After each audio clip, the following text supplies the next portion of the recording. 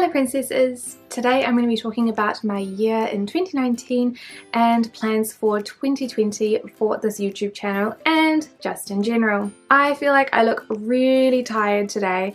I'm not really very tired, I'm a little bit sleepy. It's still December when I'm filming this, it's before Christmas and I just got my fringe cut, so I don't know, I feel like I look really tired. Maybe it's just the lack of eyeliner with the amount of eyeshadow that I have on at the moment. And I also apologize for the sun going away because it's very in and out at the moment. So 2019 has been a really interesting year for me in terms of this channel and growing and things like that. The growth in general is nice and steady and stable. I have not had any videos go viral, which thank you. I do not want that whatsoever. That is like almost probably one of the worst things that could happen to me, is to have a video go viral, for the specific reason that I just don't want that intense, it's a lot, no. I'm quite happy with my little subscribers group and just the small amount of people following me each month. So I usually have a growth of about 200 people per month, and that is just great for me. I have no desire to have millions of followers or be viral, go viral or anything like that. So in that sort of aspect, that has gone really well. Some of the things that have been sort of minor roadblocks is New Zealand introduced GST charges on all overseas purchases.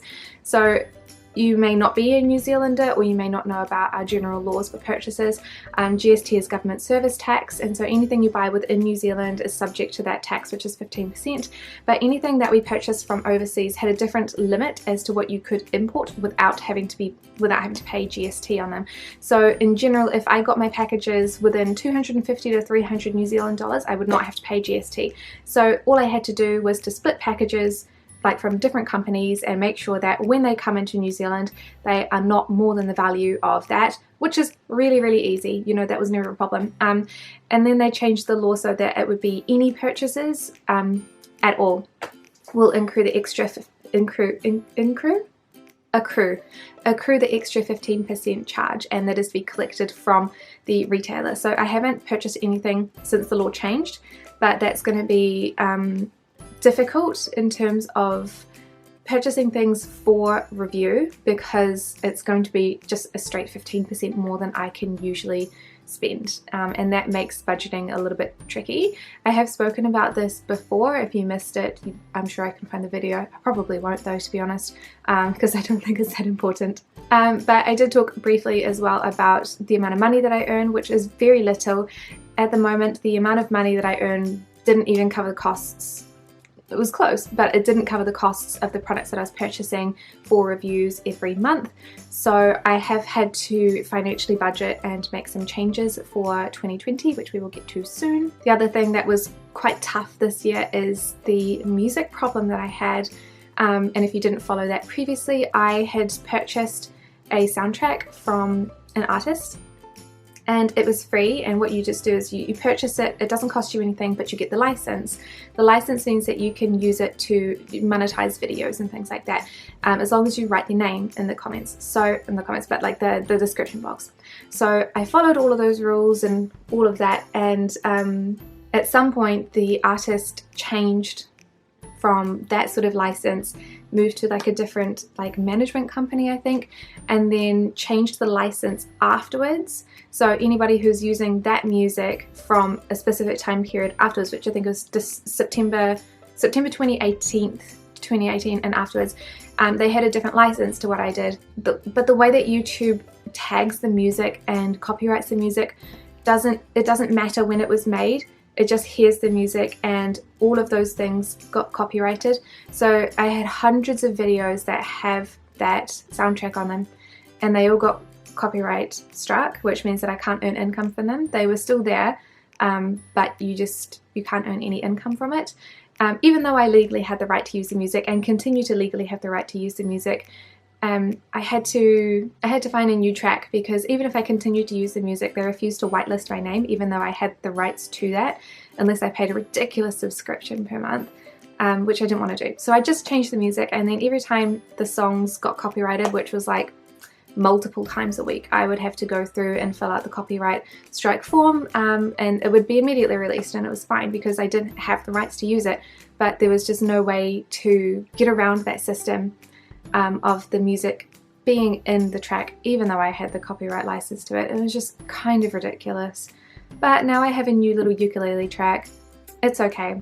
I don't love it, but I don't know. I might change the music next year sometime when I have more time to actually find something that is nice but not annoying. The problem is that the ones that come on the YouTube library, everybody uses them, so people get really sick of hearing them. But the reality is that because they belong to YouTube and they're on the free library, they're safe. I'm not going to get copyright struck for those music, you know, but people don't like them because we overuse them, because there are so many creators on YouTube at the moment that it's just hard to avoid. I think that was pretty much it for this year. Otherwise, I had a good time trying out a bunch of stuff, and that was about it. The one thing that I do miss is doing some fashion videos, but I'm still not at a place where I'm comfortable buying a significant amount of clothes, basically, because I have lost weight over the year and want to continue to lose a little bit more next year. I don't want to go out and buy hundreds and hundreds of dollars worth of clothes that I know that I'm not going to be able to keep. I think that's not sustainable or anything like that, and a lot of people suggested sort of like doing outfit videos or things like that with the clothes that I currently have, but the reality is that a lot of them don't fit well still. Like, I haven't replenished my wardrobe or gotten a lot of the things that I would need to dress myself nicely. Like, I'm just wearing a t-shirt at the moment, like that's it. Some of the clothes that I have are from when I was a lot younger, from when I was that sort of weight again, but they're not really my style anymore. They're like quite youthful, and I just don't, yeah. So I've been trying to go through my clothing and shoes and things like that this year and get rid of the things that I'm not going to wear, donate them, sell them, whatever it is, just to get them sort of like out of the house so that I can see what I need and things like that. So for 2020, there are going to be some changes that are going to be made. The first change is that I am pretty much sure that I'm going to be moving out of this house. So even though you can't really see very much, I mean, it's just a wall behind me with some lights on it, the background might change, the lighting might change. At the moment, I'm pretty blessed to have the room that I have, and I'll show you guys. Hold on, you've already seen it before. So basically, I'm sitting on my bed. So this is what my bed would look like. There's a bunch of stuff on that side, and it's just one gigantic white wall. So it's got these lights. You can see at the top that they've kind of, I've had to like curl them around at the top because the lights are from Wish. They're supposed to be hung upside down the other way. So there's like a big rail that goes along the side, but the top line where the plug is like, it's only like yay long. Okay, you can't see anything. It's really short, like from me to here, and there was no way that it was going to reach from the ceiling to the floor. So I had to hang it upside down so that when I get to the thing, there's that plug there, I can actually plug it into something. Otherwise I was going to have to mount a multi-box on the wall, and that was not going to happen because it's not my house. So then on the other side, you guys would normally be sitting here, and I just have this gigantic window, which is really good because it lets in a whole bunch of light. So I would be working there, dresser, stuff, and then there's also a closet, which is probably quite messy. Although I do complain about the lighting being annoying because I am using natural light. Why do I look like I just went sideways? It actually is a really nice room for recording because the light isn't direct, like the light is coming in from that light source, the big window. So I don't know where I'm going next. I don't know how good the rooms are going to be. I don't know if I'm going to need to purchase lighting for the room, which is going to be so hard to store, but that's okay. So the background is going to change, and the scheduling is also going to have to change, unfortunately. So the reality is that I just don't have time to do 3 videos a week anymore, because at the moment it is December 18th. Yeah, it's December 18th today. There's supposed to be a video going up tomorrow. I haven't even started editing it, and I still have to work the rest of the night today, so I have a whole bunch of stuff to do. It's getting to the point where I'm editing the video like the day of the video or the day before, and it's not really that viable for me because I do run my own music business, and that has like gotten really big this year, which is really great because that is my main source of income, it's my main business, and it should be my main focus because it's kind of important. It's not just my own business, but it's also because it is a music teaching business. It's a lot of kids stuff as well, you know, like I have to take care of all of these things, and you know how much work teachers do outside of school. I'm not that kind of teacher, but I have like at least 60 individual students, so I have to do 60 individual things and then do stuff for them outside of class, and it's a lot more work than you think it would be. So it's not the first time that I've done this, but it is the biggest that it's been for me before, and I just haven't had the time to commit to doing the videos well. So while I could just keep doing 3 videos per week, it would be very stressful for me. And I believe strongly that the quality of the videos over December and November has gone down significantly because I haven't had enough time to do the research on the products. I haven't had enough time to test run them properly. Eyeshadows, like I haven't even had time to do proper eyeshadow looks for them, like the Kbeauty palette, which I didn't really like that much, but like I didn't have enough time to do anything with it because it wasn't day-to-day wearable for me, which meant that I couldn't just fit it into my regular daily routine, and I didn't have any spare days. Like I haven't had a day off in ages where I could just sit down and play with makeup in the comfort of my own home without having to go out and have people see me, you know. And that was that kind of palette for me, whereas like the opposite is true at the moment. I'm looking at the I'm reviewing the Etude House Bake House palette. This is great because it's like really basic colors. I can't even open it. Why can't I open this? Real basic colors, really day-to-day wearable. I can just do like a little day-to-day makeup look with this and then film a little section of it, and that's really good.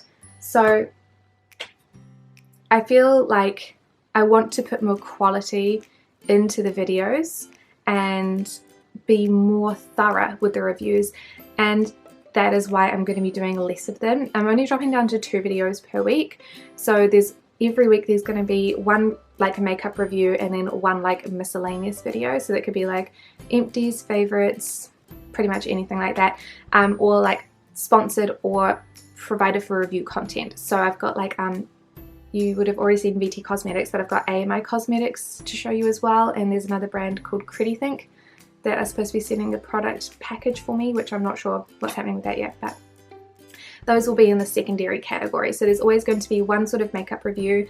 So there will always be a base product, lip product, cheek and eye throughout the month, and then whatever else comes that way. I'm still going to continue doing the monthly Get Ready With Me's with those products. There's just going to be less selection because it's only going to be one of each thing. But then that way, if you don't want to watch the reviews separately, you're still going to get that content there as well. For January, unfortunately, the 2 packages from Testa Korea and Yes Style still aren't here, which is cool because I'm leaving for Gisborne in 2 days. They're not going to get here in time. So I can't film the haul and I can't film the January Get Ready With Me until I get back from holiday. So those are going to be later on in the month, which is going to be odd, but they're still going to be there. So I think that that's probably acceptable. So what I would like to know from you guys is, what sort of content would you like in the future? I've had a lot of suggestions from the last time I asked you guys, so things like Get Ready With Me's I definitely took on board, so I really enjoy that and appreciate that, thank you. But also I had a lot of people ask for skincare stuff, so in that sort of aspect, would you like skincare routines, skincare based on specific things? What sort of skincare content do you want? Because I used to do like one thing, like a serum skincare review, and those always had really very low views, so it was kind of like obviously nobody likes them, so I'll move on and do the stuff that people do like, which is like lipstick things like that. But we will see, anything is possible. I also thought about doing I've got to set it up, but it's like YouTube stories, which seems, honestly I have to log in mobile and I can't remember what email address my actual YouTube account is under, which is really bad because I think when I made it I used my university email address. which is also really bad because I might lose that one day because I do not go to university and have not for years. So I don't know what email address my account is under. How can I find that out? I'll try and sign in, but that's definitely going to be a possibility. So I think that's a way that you guys will be able to interact with me a little bit more easily, and I'll be able to check it a little bit more frequently. Also, having less videos means that I can interact with you guys a little bit more, hopefully. We will see. But that's pretty much it. So thank you guys for a beautiful 2019, and I hope to see you all in 2020, unless you're going to unsubscribe in the next couple of minutes or the next 12 hours, because for me it's the last day of the year, but I'm in New Zealand, so I know that I'm a lot ahead in front of everybody else. But anyway, the camera just cut me off, so I've been talking for too long. Thank you guys so much for watching, and I will see you in the next one. Bye!